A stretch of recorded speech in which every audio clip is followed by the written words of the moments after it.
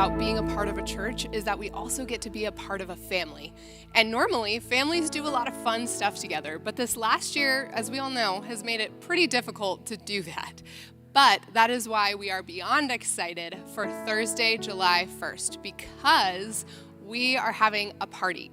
You heard me right, we're having a party and it's gonna be epic. We're calling it Best Thursday Ever for two reasons. One, because we're gonna have tacos and live music and snow cones and carnival games.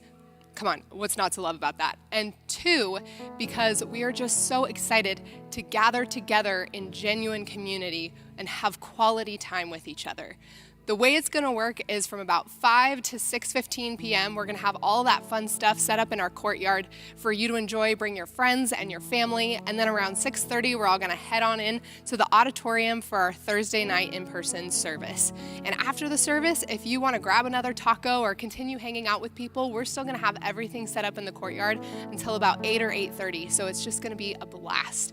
And we want to do this not only to have some genuine family time together, but also because that Sunday is actually the 4th of July, and we are not going to be having in-person service that day. So that Sunday, we will have online services only at our normal service times. So if you're someone who wants to come to an in-person service that week, Thursday, July 1st is your day to do it. And we believe that one of the easiest ways for God to build his church is if we make intentional time in community with each other. So you don't want to miss out on this epic night. Also, I wanted to remind you that if you are feeling overwhelmed by everything we have going on this summer, it's kind of hard to keep track of it all. An easy way that you can remember everything that's going on and stay up to date with all of our events is by signing up for our e-news. It goes out every other week, so we don't spam your inbox every day. You don't have to worry about that. But it's a great way to keep up to date with all the happenings here at the church, all the events, and it's super easy to sign up for. You can find that link on our service recap page. All right, right now we're going to continue in our Faith for Grownups series, and Scott is going to continue to walk us through and teach us about spiritual growth and experiencing transformation in our everyday lives. Consider it pure joy, my brothers and sisters, whenever you face trials of many kinds. When I was a child, I talked like a child. I felt like a child. I reasoned like a child. When I grew up, I put the ways of childhood behind me. Instead, speaking the truth in love, we will grow up to become in every respect the mature body of Him who is the head, that is Christ. Like newborn babies, crave spiritual milk, so that by it you may grow up in your salvation. Because you know that the testing of your faith produces perseverance. Let perseverance finish its work so that you may be mature and complete.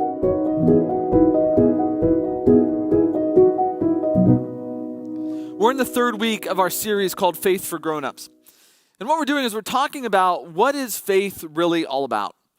And what we've talked about the last few weeks is more important than defining like what faith is understanding the object of your faith. Because faith is ultimately a relational term. Faith has to do with how we relate to the object of our faith. And in some ways, we all put our faith in something or someone to give us meaning or significance or purpose or happiness. And so faith in that person or in that thing is ultimately in how we relate to that. And so with that in mind, here's how we at FCC, here's how we've chosen to define Christian faith. This is the definition we're using for faith. Faith is living as if Jesus is who he said he is.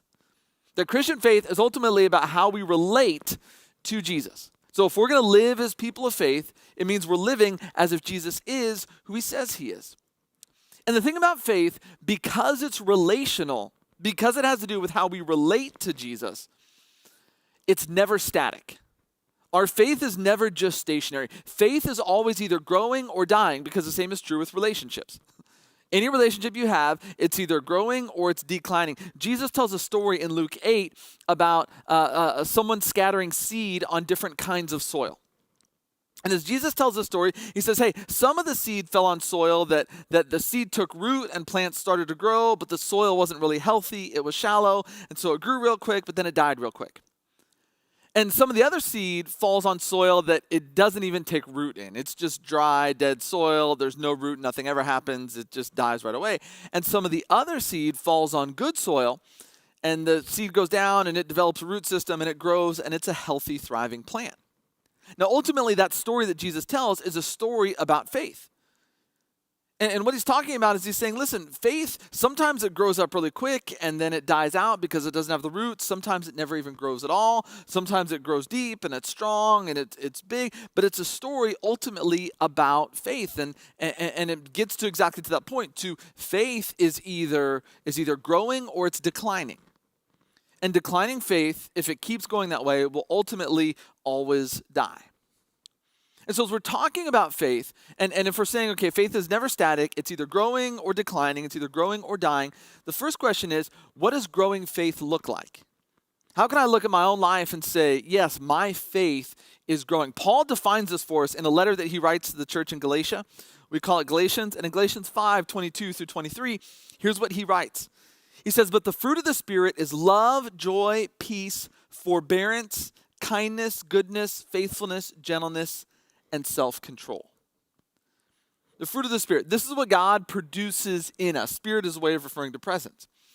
And so Paul says, hey, this is what growing faith looks like. If you and I are experiencing growing faith, if we're living as if Jesus is who he says he is, and we're experiencing growing faith, this is what our life will look like. We will have more love and more joy and more peace and forbearance and kindness, goodness, faithfulness. Now, some people I know, they're like, oh, my faith is great, but they're becoming angrier and more bitter and more upset and more judgmental. And Paul comes along and says, no.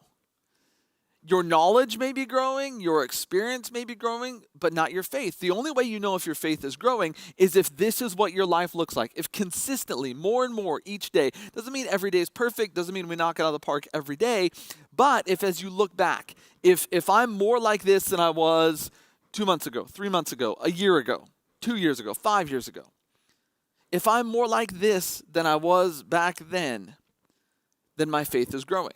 Faith is a very, very practical thing. So this is what growing faith looks like.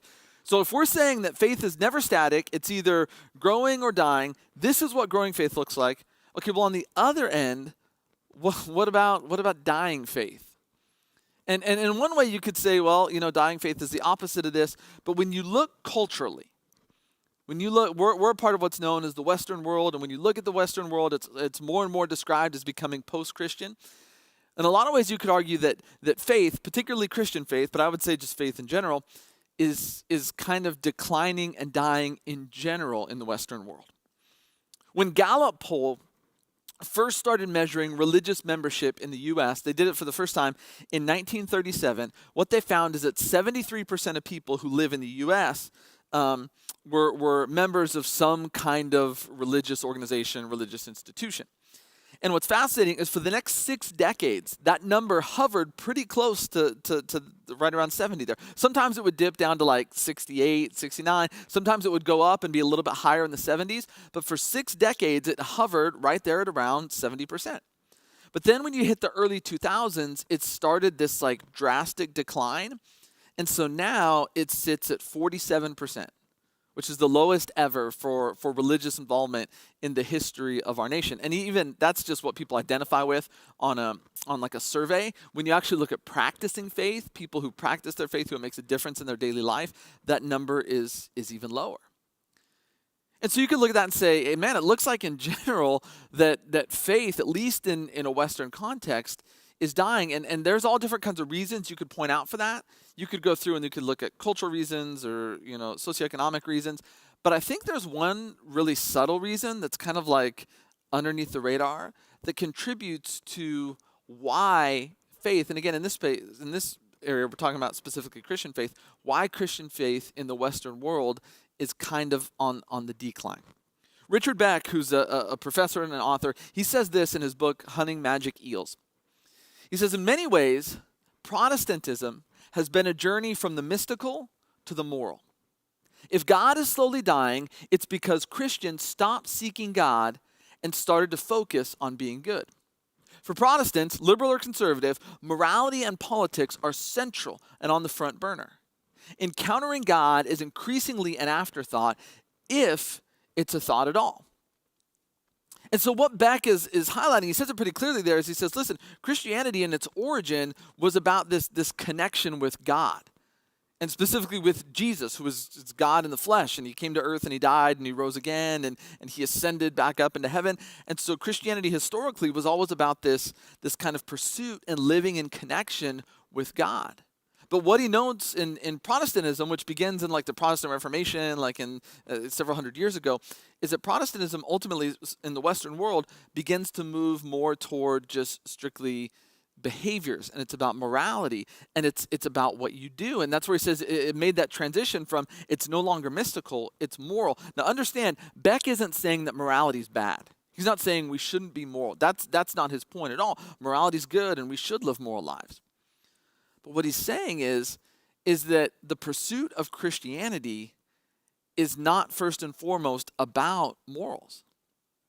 I mean, go back to the description that Paul gives of what growing faith looks like. Paul says the fruit of the Spirit is love, joy, peace, patience, goodness, kindness, forbearance, all that other stuff. The way that Paul defines growing faith is he said growing faith is the fruit that the presence of God develops within you. So the question is, well, how does God develop those qualities within you? How does God develop those characteristics? How does God develop that character within you? Here's what Jesus says in John 15. He's talking to his closest followers, and he says, I am the vine, you are the branches.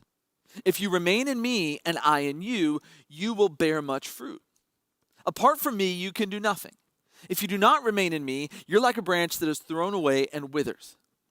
And so as Jesus is talking to his followers, he makes it really clear. He says, listen, this is what this whole thing is all about.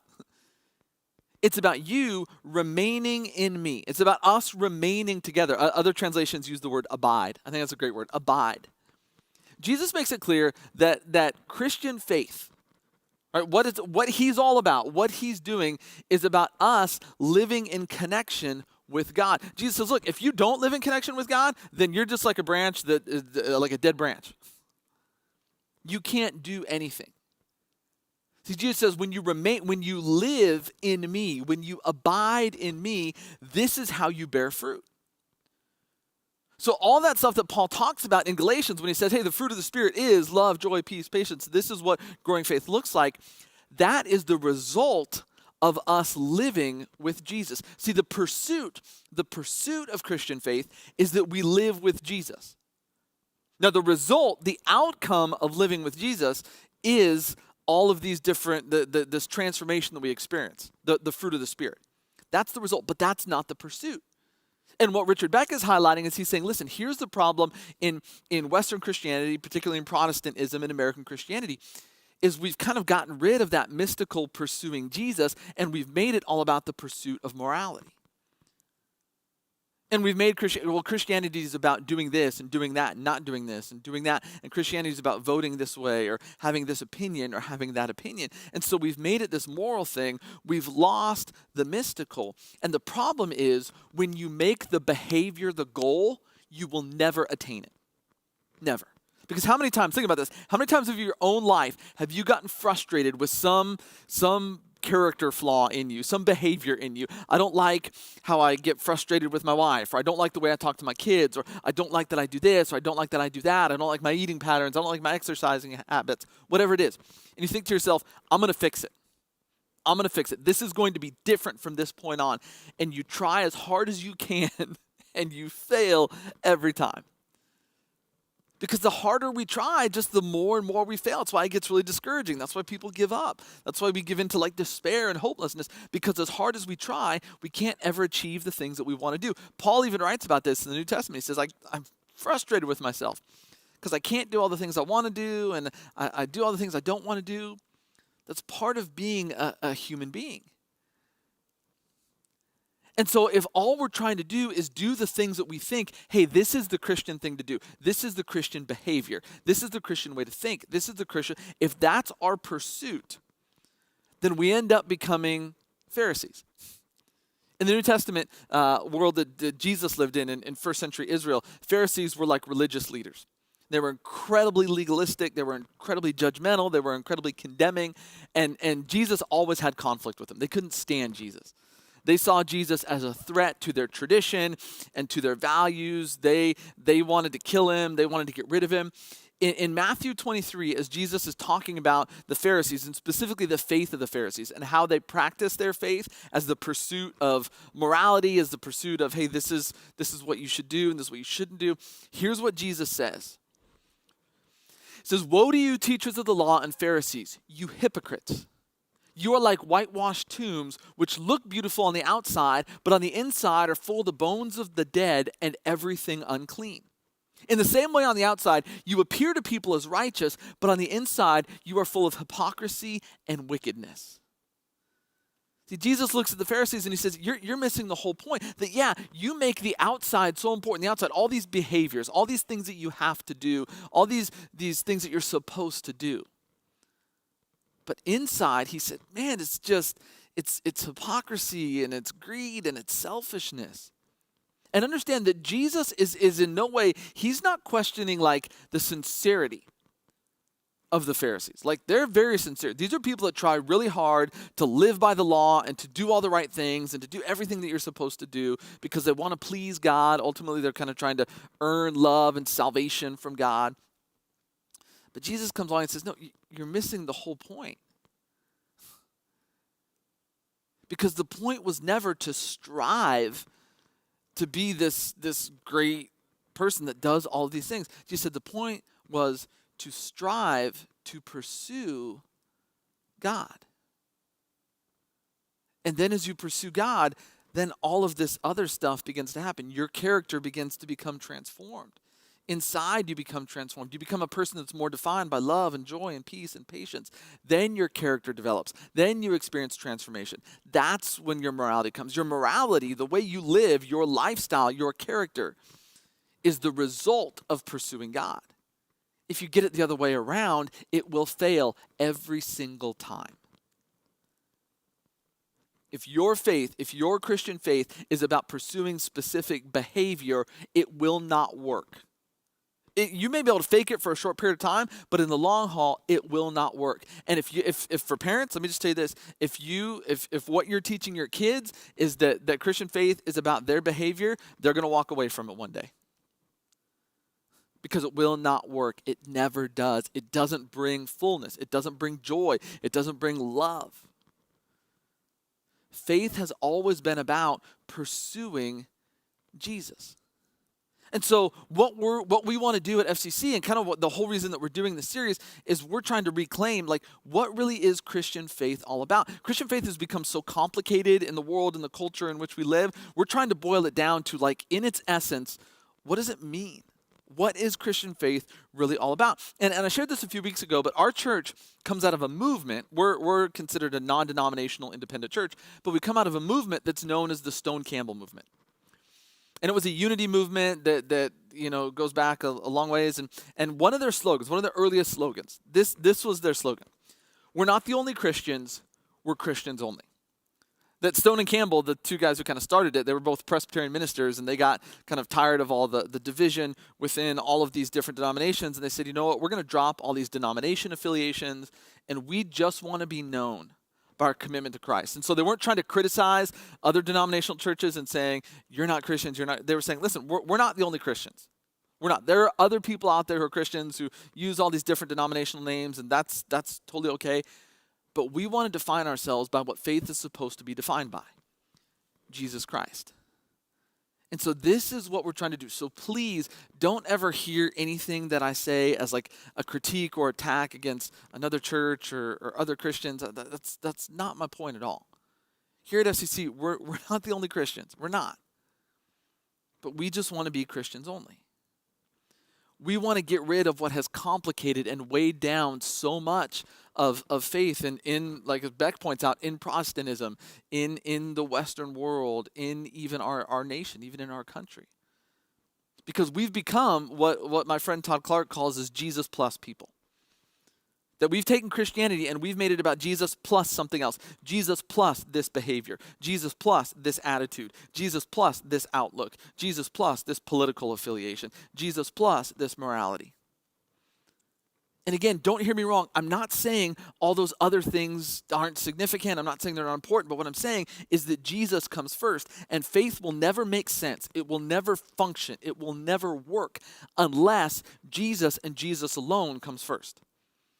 Unless we're pursuing him. Then Jesus said it this way. He said, seek first God's kingdom, and then everything else will fall in line. And all these things will be added unto you.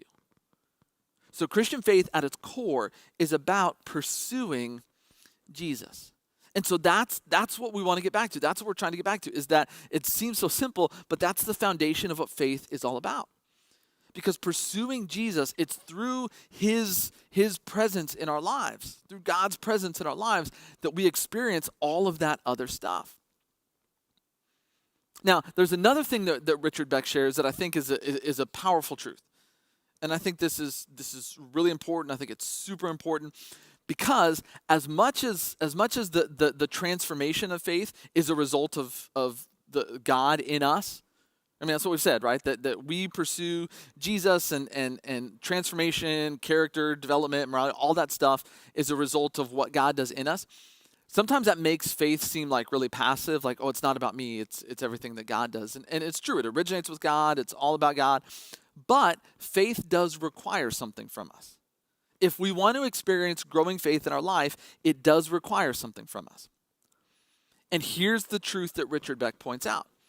He says that what forms us is what we give our attention to. Ultimately, as people, what forms us on the inside, what forms our character, what forms our morality, what forms our lifestyles, what forms our values, is where we give our attention. Now, there's a lot of things in life that we can't control. We can't always control what happens in a lot of areas in our life. But the one thing we do have some control over at all times is where we put our attention. And one of the reasons that we find ourselves in our life, that we find ourselves in trouble, that we get into messed up situations in our life, at work, in our relationships, in our families, is because too often we end up giving our attention to the wrong places or to the wrong people. And instead of putting our attention on the things that matter, on our families, on our boyfriends, on our girlfriends, our significant others, our spouses, on our children, we end up putting it on other people or on other places. And so we're never really present and we're never there. And we're focused on this other thing or that other thing or this other person. And what Beck is getting at here is he's saying, listen, wherever you put your attention, that's ultimately what shapes you. That's ultimately what forms you. And so this goes back to part of the reason there's such like big division within our culture, and even big division, even within the context of the church, that there's political division and racial division, all that stuff that's happening in our culture, but it's also very real and powerful. And in some ways, I think it's even more divisive within the church. And part of the reason that has become so divisive is because as people, like, stop and think about what we're giving our attention to. And what ends up happening is we give all of our attention to websites or to commentators or to news outlets that back up whatever our view is. I'm not going to watch this other side because they're wrong there, so I'm just going to watch this one. So on one side, you have people who are just giving all their time and attention to this. And on the other side, you have people who are giving all their attention to this. And that's what's forming us. We're being formed by these polar opposite things. And then you wonder, why can't we come together? Why can't we find unity? Why can't there be peace? Why can't there be love? Because as people, we're being formed by these two polar opposite things that have convinced us that the other one is the enemy. See, what Beck is getting at here, this is what we see that's like playing out all over our culture, all over our society. Experiencing growing faith is ultimately about making sure that our attention is consistently on Jesus. In 2 Corinthians 10:5, Paul talks about taking every thought captive for Christ. That's what it says, take every thought. And what he means by that is it sounds really like theological and weird, but it's really practical, because here's what Paul means by that. If you ever gone to the grocery store and you just have a few things you need to get. And so, there's long lines there, so you think, I'm going to go through the self-checkout. And you go through the self-checkout, and there's usually about 4 different little stations in the self-checkout. And whenever you're in a hurry, whenever you have 1 or 2 things, the self-checkout stands are always full. And when you look up, the first thing you notice is everyone in the self-checkout stand has like a cart full of stuff. It's not just like 1 or 2 things. Like, no, here's a cart full of stuff. And then the people who are up there have apparently never used self-checkout before because they're going so incredibly slow. Like they pull one thing out of the cart and then they're looking like, I have to find the little code. Where's the code? Oh, there it is. And then they try to scan it and it doesn't scan, and try to scan it, it doesn't scan, and try to scan it, and it doesn't scan. They find beep. Okay. Then they set it there. Then they go for the next, and it's like painful. And then when it comes time for them to finally pay, like they get out their wallet and it's like they're having trouble finding the card, and they stick the card in there and the card doesn't work, and you are just going crazy. Because as you're standing there in line, you're thinking, listen, I got to get home. I got to do this. I got to do that. I got to go to work. I got to get the kids. All I need to do is buy this one thing of milk. Just please, for the love of God, let me get up there and buy my milk. But the people are going so incredibly slow. See, here's what Paul means when he says take every thought captive to Christ. In that moment, if you're in that moment, if what you're giving attention to is this person who is so slow and should not even be in this line, and you shouldn't even be in that line unless you only have a couple things, and like if you're giving your attention to that, then ultimately what you're giving attention to is anger, because you're angry at that person. This person's dumb, this person's selfish, this person's stupid, and that's what you're thinking about, and that's where your attention is. And so that is what's forming you. You're giving your attention to anger. Anger is what's forming you. You are then becoming an angry person. What Paul's saying is, what if in that moment when you're there, and you are frustrated with that person, and you can be frustrated with people, that's okay, we're frustrated with each other.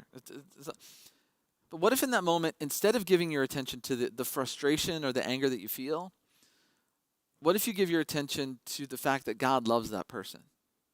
That person is a child of God. And literally, it sounds weird, but what if you just took a moment and said, you know what, I'm just going to say a little prayer for that person. God, that is your child, and I'm a little frustrated that they picked this line because it seems like kind of a selfish thing to do, but God, I don't know what's going on, so I pray that you're with them. See, your mind, your attitude, your heart are going to be in an entirely different place at the end of that experience, because during that experience, instead of giving your attention to your anger, you give your attention to Jesus. See, this is what Beck is getting at. What we give our attention to is what forms us. Dallas Willard, who was a professor at USC, was a great philosopher and theologian. He said this, said the first act of love is always the giving of attention. See, faith grows as we begin to intentionally choose to give our attention to Jesus, and as we do it consistently. And the thing about it is, it's hard at first. It's hard. But the more you do it over time, the easier it becomes and the more natural it becomes. Well, what we did, and we did this as a staff a while back, is we actually went through and we tried to map out a strategy for how faith grows and develops over time. Because we wanted as a staff to understand, but we also wanted you to understand. We wanted all of us who are part of FCC to understand what's the process that faith grows through as it grows. Because again, it starts with little things, but then it grows and it grows. And so we've put together kind of this, it's a model. Now, like all models, this is not a perfect model. It's not. So don't get caught up, because I'm going to lay this out for you. As I go through this, don't get caught up in well, what about this, or what about that, or what about this? There are always exceptions. Things don't always work out perfect. But this is kind of a basic model for understanding, hey, here's kind of how faith grows and how faith develops. And again, I'm not saying this is the best model in the world. There are other models out there, but this is the one that for us was the most helpful in understanding the processes people we go through and how our faith grows and develops. And so faith kind of starts off on this first level where you're what we call an explorer. An explorer is someone who's literally, you're just starting to engage with God and you're exploring God in church. And this can look like any one of a million different things. You could attend a church online. You could go to a church in person. You could go check out different churches. You could read books. You could listen to podcasts. You could watch things on YouTube. You could go to smaller church gatherings. You could go to classes. You could go to seminars. Literally, it's anything that you do that you're just kind of checking it out. what is this whole thing all about? You're learning new things, you're asking questions, you're expressing doubts, you can be discussing it with other people, conversations you have, you can be reading things. It's just anything that you do where you're just kind of checking it out. You haven't made any commitment. There's no commitment, there's no dedication. It's just, hey, I'm test driving this whole thing. I'm just poking my head around and trying to figure all this out. Now, from there, the next step, if your faith continues to grow and develop, you become what the word that we came up with was member. Because the thing about faith is this, and this is when you read through the Bible, the Old Testament and the New Testament, is faith was never designed to be a solo thing. When God created people, he created faith communities. In the Old Testament, it's the people of Israel. In the New Testament, it's the church. And so there's no way to live out Christian faith in isolation. You have to be connected to a community of people. And it has to be at least a few different people. I mean, some people there's churches that are like 50,000 people, and there's churches that are like 5 people, and it doesn't really matter. It's just you have to be within a context of people. And so you become a member. You belong to that family. And belonging for us is more than just, I'm going to go week in after week out. No, it's you make a commitment. You make a commitment to that family and to Jesus. And so this is really kind of what membership is all about. And we actually here at FCC, we have a formal membership where people commit to, hey, this is my church, and I'm going to follow Jesus. Jesus is my God, FCC is my church. That's that next level, because again, it's an increased commitment. Now, from there, when you go on from member, the next step, kind of the next phase as faith grows and develops, is what we call partner. Because when you get to the partner level, this is when you begin investing in the mission, because what you see in the New Testament is Jesus makes it clear that faith is very missional. That, yeah, it's about my connection with God and what he's doing in me, but ultimately what God's doing in me is he's sending me into the world. Jesus sends the church. Jesus is always sending people. And so the next step of commitment after, it's like, no, this is where I belong. God, Jesus is my Lord, and FCC is my church, or whatever church you commit to, and this is where I belong, and this is where I go. But now, hey, the church is up to something in the world. God is up to something in the world. He's restoring and redeeming all creation, and I have a part to play in that. And so it's up to me now to invest in that mission, in the mission of the church that I'm now a part of. And investing is about our resources. Investing is about our time, our energy, and our talent. It's taking it and saying, hey, I'm going to pour a lot of who I am into helping the church accomplish its mission in the world, because this is what God is up to. It's about expanding God's kingdom. It's about renewal. It's about restoration. It's about forgiveness. It's about life. And then kind of the last phase, the fourth phase, is what we call developer. And a developer is this recognition that it's not just about giving my resources or my time, my talent, and energy to get things done. The ultimate goal of the church is not to get things done. The ultimate goal of the church is people. The church exists for people. Part of the problem churches make sometimes, and we've been guilty of this too in the past, is you value programs over people. No, it's about what we do. It's about the event. No. It's about the people. Programs exist. Events exist to serve people. A church is ultimately about developing people. And as our faith continues to grow, what happens is we get to this place where, as God is developing me, I'm helping to develop others. So it's not just about me. So yeah, I'm investing my time and everything. I'm a part of the family, but being a part of the family and my investment is about other people. And it's not just, hey, I'm giving or I'm serving. It's like, no, it's the time I'm spending pouring into other people, loving other people, serving other people, engaging other people. And so the thing that we most loved about this model of faith development is ultimately what this is all about is it's about growing levels of commitment. And again, not everybody moves from one to another. Sometimes people may start here and go back here. And the cool thing about this model is you don't ever leave any of these behind. The point is not to go from here to here to here to here. The point is you keep adding these things. That hopefully you never stop exploring God and exploring the church. I don't. I still ask questions. I still read books. I still listen to podcasts of things I agree with or things I disagree with because I'm curious and I want to know. So just because I become a member doesn't mean I leave behind being an explorer. No, I'm an explorer and I'm a member. And now, you know what? I moved to partner. But I'm still a member and I'm still an explorer. And so even if you go out of order, even if you start here, then it's like, okay, well, I can still go back and do this. The whole point is that we're doing all of these. That when we're plugged in, when we're doing all of these, when all of these things are true of us, when we are explorers, members, partners, and developers, this is when we are growing to our fullest potential. And when we're really dialed into the missional nature of what God is doing in our world. And again, I'm not like, you could shoot holes in this model. That's not the point. The point is we wanted to understand, hey, what are the steps we take? So when it comes to us as people, we can kind of understand, hey, what does my next level of commitment look like? Because again, we said that what you give your attention to is what forms you. And so the thing about growing levels of commitment is growing levels of commitment requires more and more attention to be put on God and to be put on other people. So the thing about being an explorer is there's not a lot of commitment here. So I can put my attention here or there. But when I go to the next level, when I become a member, well, this is now I'm making the choice to intentionally put more attention onto other people and onto God. And this requires more attention because now you're getting into resources and time and energy. And this requires even more attention because it's this personal investment. And so growing levels of commitment requires more and more attention to be placed upon God and other people. And so the reason that we wanted to share this with you today is again, this is not, we developed this, but this isn't just for something for us as a staff or even a church leadership. We wanted you to know this because, and this is key, this is important. Here's why it's important that you understand this. And I'm going to put this on the screen so that you can get this. Oh, I'm sorry.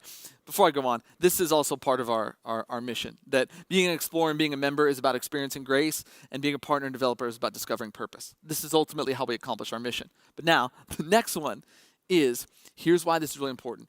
You are responsible for your own spiritual growth. And I don't say that like to guilt trip you or to lecture you. Because here's one of the biggest problems that I see, like in kind of Western Christianity, in American Christianity, and I think it's the fault of the church ultimately, is we have made Christian faith consumeristic. It's a consumer faith, and so we've kind of adopted this mentality that, well, no, the church is there to grow my faith. That's why the church exists. I go to church so that my faith will grow, and so we put on other people, or we put on, the church as an institution, like you're responsible for my spiritual growth. Or in the case of our families, you're responsible for my kids' spiritual growth. But the problem is you can't give away in your life what only you can do. Because no church, no institution, no person, no pastor, I can't make you grow spiritually because I cannot make you increase the amount of attention you give to Jesus and to other people.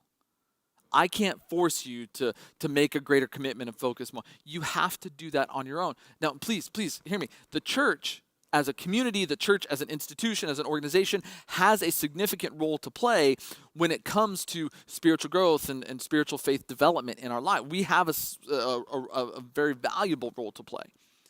But my point is that if you want to experience growing faith, you have to take the reins of that. You have to make the choice that no, I alone am responsible for my growth. It's not the church's responsibility. It's not my responsibility. It's not my spouse's responsibility. It's yours. The only way you will ever experience in growing faith is when you choose to own it. That yes, other people, yes, the church has a part to play, but it has to be yours. Part of the reason that Christianity is so spiritually shallow is because we have tried to give to other people what only we can do. See, if you and I want to experience growing faith, it starts with us. We have to make the commitment. We have to make the choice. We have to own it. And see, experiencing growing faith, the way Paul describes it in Galatians, the fruit of the Spirit, love, joy, peace, patience. Experiencing that requires that we live our lives in certain rhythms.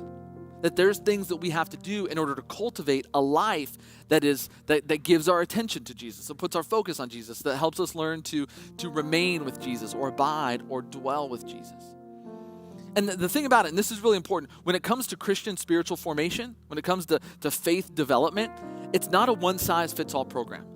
A lot of times people stand out there and say, well, just do this and your faith will grow, and just do that and your faith will grow. No, that's stupid. Each one of us is so unique and so different. That ultimately, in order to experience growing faith in your life, you have to find what is it that works for you. Now, there's some key things, like the Bible's an important part of faith, and prayer is an important part of faith, but there's 1,000 different ways to do those things. There's 1,000 different ways to read the Bible. There's 1,000 different ways to pray. And so when someone stands up there and just says, just pray and read your Bible and your faith will grow. No. You've got to figure out, how do I read the Bible in a way that builds my faith? Because it may be different from someone else's. How do I pray in a way that builds my faith? Because how you do it may be very different from someone else. It's a matter of like tweaking it and experimenting and find what works for you in this season of your life. The next 2 weeks, we're going to finish up this series by talking about some of these specific practices and rhythms. Some of them are communal, the things we do together as a church. Some of them are individual, things we do in our own life. And so we're going to kind of talk through. But before we even do that, I need you to know that again, there's a bunch of different exercises, practices, disciplines, whatever you want to call them. But the goal is not that you do all of them. The goal is literally that you do one or two that helps you to abide with Jesus, to helps you to keep your attention focused on Jesus so that grows and develops. And so before we get into the next couple weeks defining the specifics, here's the one thing that I want you to remember. What forms us is what we give our attention to. Ultimately, the goal isn't the specific thing you do, the specific practice or discipline or rhythm that you live your life in. Ultimately, the important thing is that we keep our attention on Jesus. Because as we keep our attention and focus on Jesus, that's what forms us to be people who are defined by love, joy, peace, patience, goodness. And be very, very clear, because this is important, that when I say keep your attention on Jesus, I'm not asking you to keep your attention on the things that are associated with Jesus. See, sometimes we focus more on the things of Christianity, which goes back again to the morals or the behaviors or the politics. No, those are the things that people like ascribe to Christianity. Those are the things that some even Christians would say, well, that's the things of Christianity, which may or may not even be Christian things. I'm talking about the focus has to be on Jesus himself, the person of Jesus, God in the flesh, who died and rose again and ascended up into heaven and is sitting there reigning.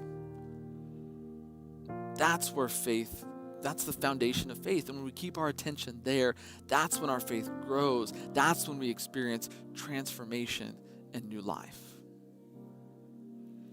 One of the ways that we like to keep our focus on Jesus is to sing, because music is kind of the language of the heart. So I want to invite you to join with us as we sing this song, keeping our attention and our focus on Jesus.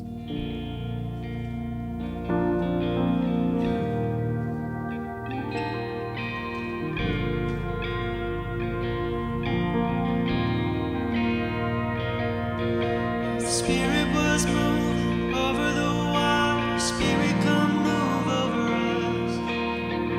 Come rest on us. Come rest on us. Spirit was moving over the water. Spirit, come move over us. Come rest on us. Come rest on us. Come now, Spirit, when you move, you make my heart.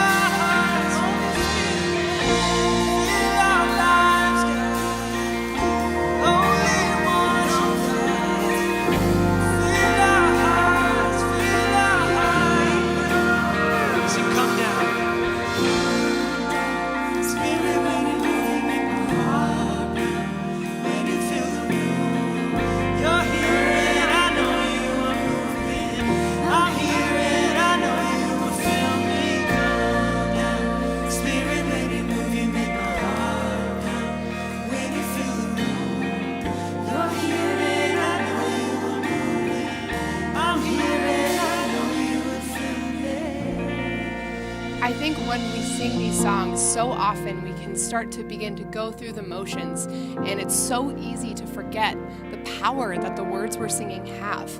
This song not only is a declaration that the Spirit is here now and moving now, but it's also an opportunity for us to personally invite God in to move in us, to transform our hearts. Because whenever we take intentional time to be with God, to be in His presence, I can guarantee you time and time again, those are the moments when He does His best work. So when we're done with service here today, I would like to invite you to go to our service recap page where we have uploaded a PDF, and you can download that and it'll walk you through taking communion at home. And this is just another way that we can spend quiet time in reflection and in God's presence. Also, before we leave here today, I just wanted to say thank you so much to those of you who participated in our 24 hours of prayer over the last couple of days. I got to participate in that as well, and it was just such an incredible time of prayer. We prayed for restoration and healing and families, our church, and each other, and it was absolutely incredible. So thank you to all those of you who participated in that. All right, we are so glad that you joined us today for FCCHB Online. We look forward to seeing you right back here next weekend for Father's Day. It's going to be a blast. But other than that, have a great rest of your Sunday. Make sure you get outside. It's a beautiful day today, and we look forward to seeing you here next weekend.